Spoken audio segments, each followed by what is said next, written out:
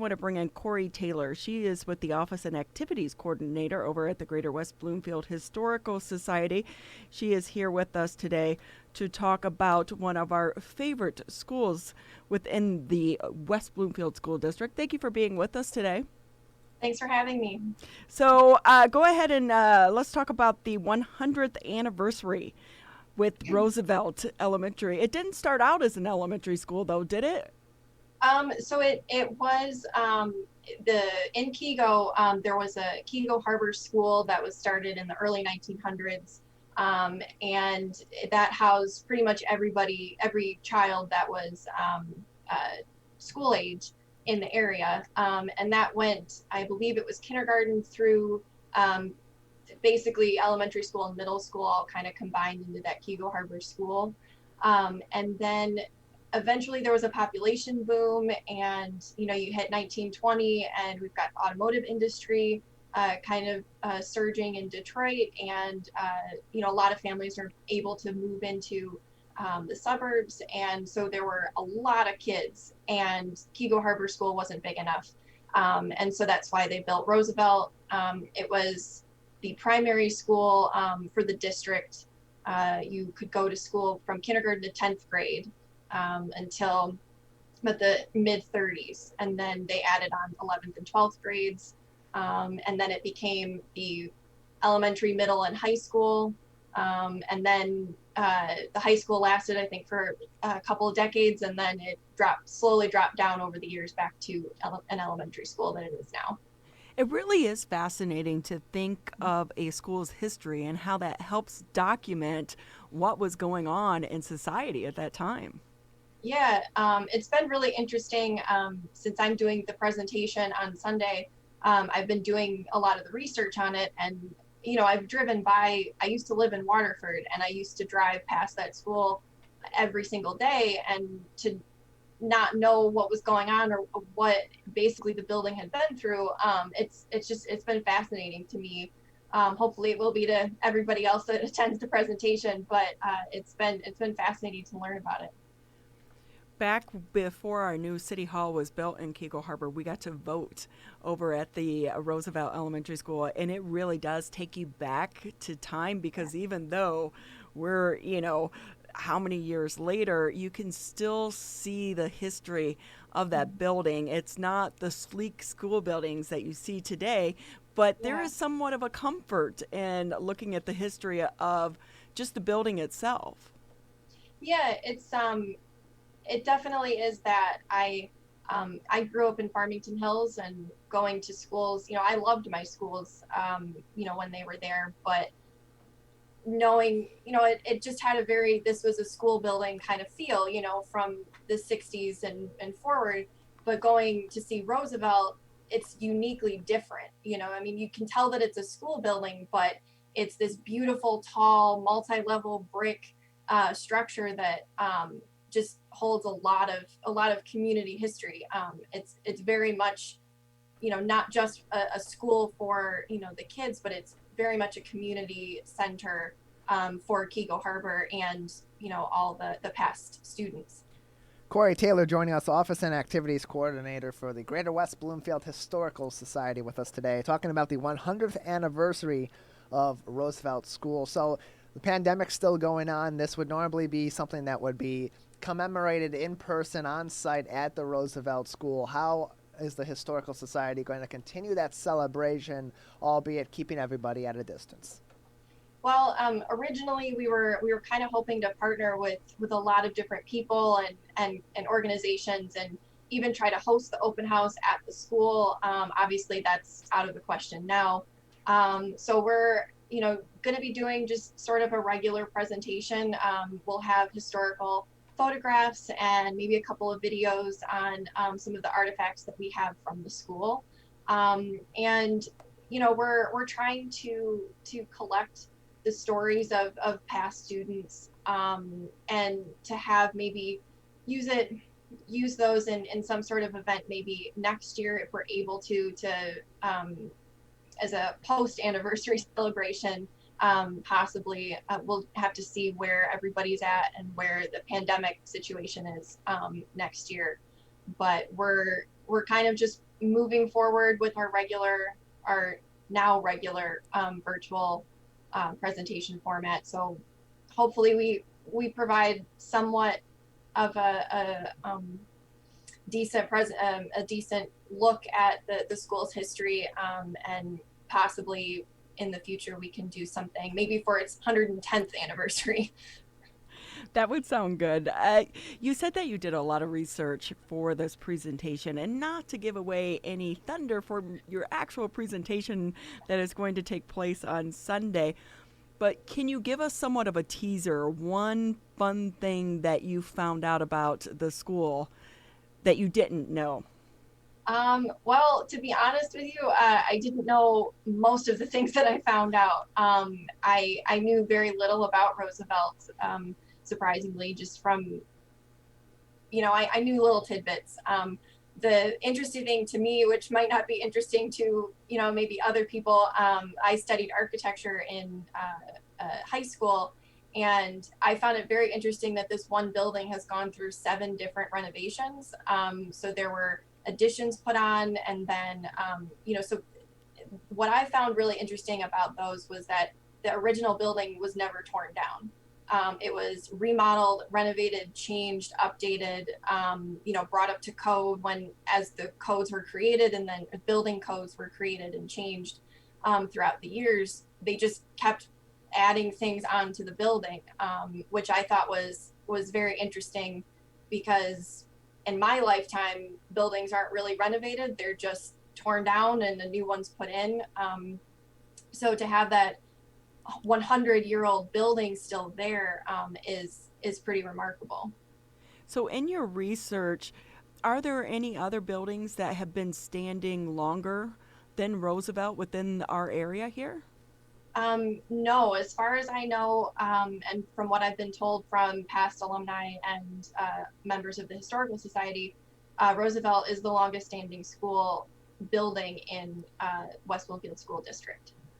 That is fascinating in itself. And it's like you said, it is another reminder of why sometimes it's important to not just demolish a building and start over, because I'm sure at some point in time, from a cost standpoint, that may have been a viable option. But to keep that history so that the stories are continued to be told, because I would imagine if you go back into that school and you attended it when you were little, the memories must just come flooding back. Yeah, I've actually spoken to one person in particular. She went to school there in the late 90s to the early 2000s, and she continues to be involved with the school even now. And for her, from what I can tell, and I had this feeling with my elementary school, ironically, that was torn down a few years ago, so I can't really go back and visit it, but for her, every time she went into the school after she left, every time she went into the front doors and went up the stairs, and saw the different hallways and stuff, they've obviously changed in the 20 years since she's been a student, but they still bring back the same memories, the same feelings. And for her, that school just being there is a sense of comfort, which I can 100% understand with her. So I think that's something that is very important. There was a point in time where the community had to vote whether the school was viable to continue to be standing, to continue to be used as a school. And the community just unanimously agreed, yes, we need to keep it. And if they hadn't done that in, I believe it was either the 60s or the 70s, one of those 7 renovations happened and was able to bring that building back to its former glory, basically, to keep it standing. And I think that's just a testament to Keego Harbor as a community in general. They fought to protect what they cared about. It is hard. My junior high was torn down, so when I go back to my hometown, I don't live there any longer, but you go back and there's a vacant lot that sits there now.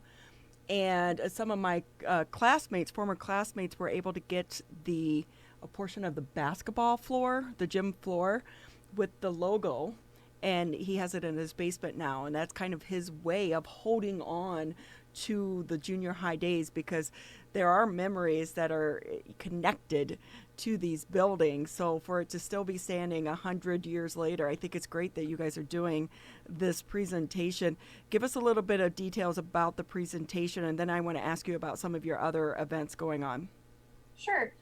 So this open house, we have done in the past. We have one monthly open house. It's on the second Sunday of every month. The difference now is that it's virtual. Hopefully more people can attend that way. But the Roosevelt open house will be this Sunday, October 11th at 1 p.m.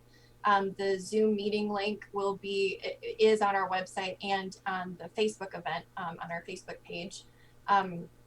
It's also included in the West Bloomfield Parks fall activities guide. So if you get that, that information's there as well.